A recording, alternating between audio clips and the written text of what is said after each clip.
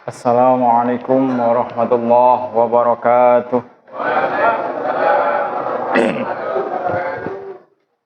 Alhamdulillah. Alhamdulillahilladzi ja'ala Ramadhana syahru mubaraka wa farada 'alaina shiyama li ajli taqwa. Asyhadu an la ilaha illallah wahdahu la syarikalah wa asyhadu anna sayyidana Muhammadan 'abduhu wa rasuluh. Allahumma salli wa sallim wa barik ala sayyidina al-Mustafa wa ala alihi wa sahbihi ali sidqi wal wafa. Amma ba'du, hadratal muhtaramin, para bapak alim ulama, para seluruh pengurus mushola Miftahul Huda yang kami banggakan. Miftahul Ulum, mohon maaf. Alhamdulillah, pertama yang paling utama marilah kita memanjatkan rasa puji syukur kepada Allah Subhanahu wa taala. Yang mana Allah pada sampai saat ini masih memilih kita. Jadi kita ini adalah manusia yang dipilih oleh Allah untuk diberikan kesempatan menikmati fasilitas kehidupan. Terutama menikmati fasilitas kehidupan yang nikmat-nikmat. Makanya ini kita wajib bersyukur.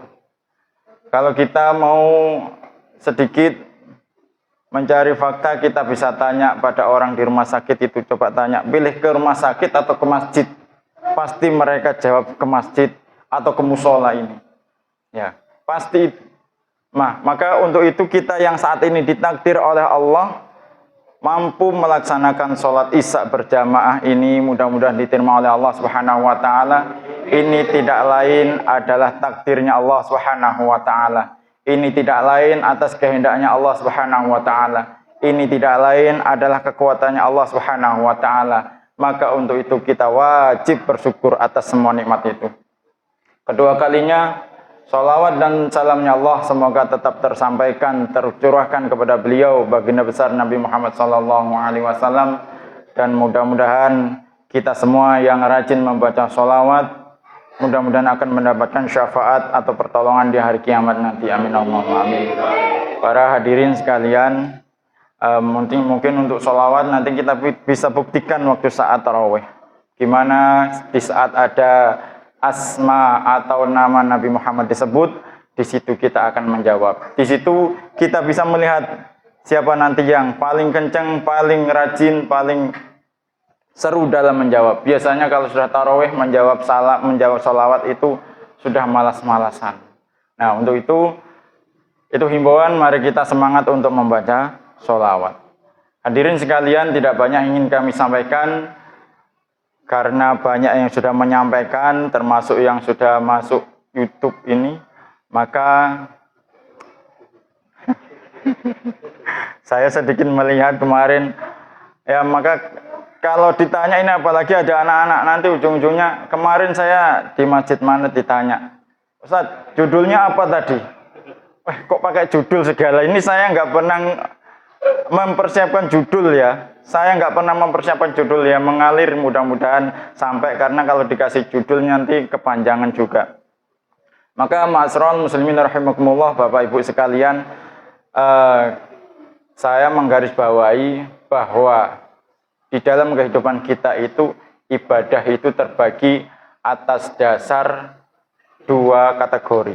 Ya, kalau macamnya sebenarnya banyak. Dari segi garis besar itu ibadah dibagi dua, yaitu ibadah mahdhoh dan ibadah ghairu mahdhoh. Ibadah mahdhoh itu adalah ibadah yang ditentukan syarat rukunya dan waktunya. Intinya ibadah yang ada ketentuannya itu ibadah mahdhoh. Contohnya sholat kita, puasa kita, haji kita, zakat itu ibadah mahdhoh. Ibadah yang sudah ditentukan syarat dan rukunnya beserta waktunya. Ibadah ghairu mahdhoh itu adalah ibadah yang tidak ditentukan syarat dan rukunnya. Misalkan zikir sampai kita meleleh, bibir kita boleh. Dimanapun asal tidak di tempat kamar mandi boleh. Baca Al-Quran dimanapun silahkan, asal tidak di tempat yang kotor. Ibadah mahdhoh itu tidak ditentukan. Asal yang beribadah itu adalah orang mukmin, orang yang percaya terhadap Allah Subhanahu wa taala. Maka ada ayat yang menarik ini. Jadi Allah pernah menyampaikan innallaha ashtara minal mu'minina anfusakum wa amwalahum bi anna lahumul jannah. Jadi Allah itu akan membeli, artinya menghargai dari seorang mukmin, yaitu daripada dirinya atau anfus dan daripada hartanya akan dibeli diganti dengan surga. Ini kan tidak membicarakan ayat itu disebutkan sholat, tidak disebutkan di situ zakat. Jadi artinya apapun itu akan mendapatkan balasan. Di sisi lain kita sudah sering mendengar faman ya'mal mithqala dzarratin khairan yarah. Barang siapa yang beramal meskipun itu setitik debu kebaikan maka akan menemuinya.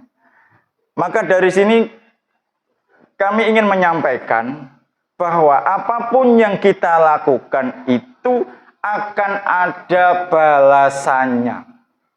Apapun itu. Asalkan orang itu beriman. Entah itu sholat, entah itu mungkin jangan dikira masa itu tidak ada pahala. Jangan dikira kerja itu tidak pahala. Itu bukan ibadah, itu ibadah. Selagi orang itu beriman atas dasar diniati untuk ibadah.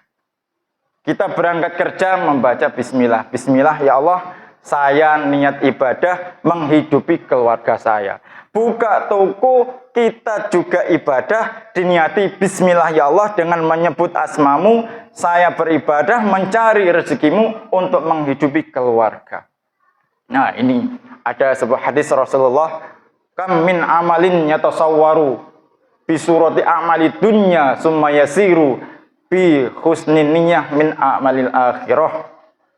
Kemudian sebaliknya, kam min amalin yatasawwaru bi surati a'malil akhirah summa yasiru bi amali dunya bi su'in niyyah. Artinya berapa banyak amalan di situ terlihat duniawi, seperti bekerja, seperti memasak, seperti mungkin kerja bakti.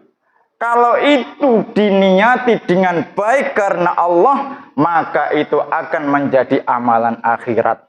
Artinya apa? Akan ada balasannya di akhirat di hadapan Allah Subhanahu wa taala. Sebaliknya, berapa banyak amalan yang terlihat amalan akhirat karena buruknya, karena jeleknya niat, maka di situ hanya menjadi amalan duniawi. Contoh ibadah sedekah kita. Ibadah sedekah zakat kita itu seolah kelihatan ukhrawi, kelihatan akhirat. Tetapi kalau niatnya memamerkan biar dianggap orang yang dermawan, maka tidak akan mendapat apa-apa di akhirat. Hanya mendapat pujian manusia dikala di dunia. Maka apapun yang kita lakukan, kalau kita salah niat, maka di situ fatal semuanya. Karena semua amalan bergantung pada niat. Maka kita niati yang baik-baik. Selagi kita beriman kepada Allah Subhanahu wa taala, kita berangkat kerja, kita niati dengan niat beribadah kepada Allah Subhanahu wa taala. Maka di sisi lain, kalau kita beramal terlihat amalan di situ amalan akhirat, mari kita jaga dari sifat-sifat yang merusak amalan tersebut. Maka untuk itu perhatian bagi kita sekalian agar tetap bisa konsisten menjaga amalan akhirat kita dan kita tetap berjalan pada amalan duniawi kita tidak ketinggalan. Namun di sisi lain perlu kita ingat, kita beramal di dunia, kita mencari dunia, ingat dunia itu wasilah, bukan ghoyah. Artinya wasilah itu perantara. Ghoyah itu adalah tujuan. Tujuan kita hanyalah akhirat. Kita mencari uang, kita mencari materi, tetapi itu semua adalah wasilah atau perantara untuk meraih akhirat. Bagaimana caranya? Kita tunaikan kewajiban-kewajiban kita. Kalau kita sudah mencapai nisab kita, maka kita harus ingat kewajiban kita untuk mengeluarkannya. Saat kita bekerja, kita jangan lupa juga. Saat ada adzan memanggil, maka kita harus ingat kewajiban kita.